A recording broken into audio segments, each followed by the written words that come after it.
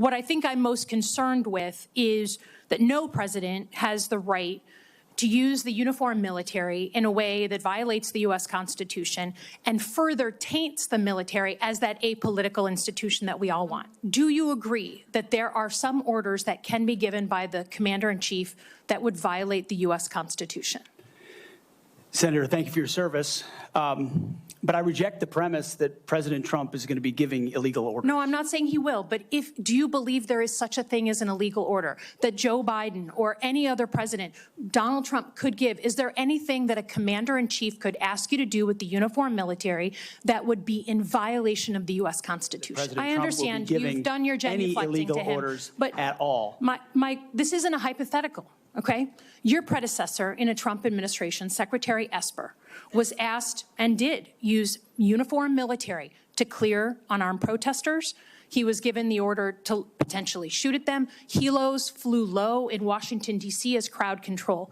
He later apologized publicly for those actions. Was he right or wrong to apologize? Senator, I was there on the ground. I understand, and I respect that. I've been there. But you're about to be the Secretary of Defense. That was involved.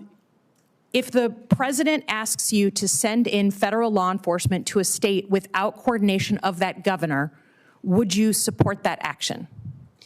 You know, Senator, my job, if nominated and sworn in as Secretary of Homeland Security, is to uphold the Constitution and to uphold the rules of this country. Yes, that will be the oath and the pledge that I will be making.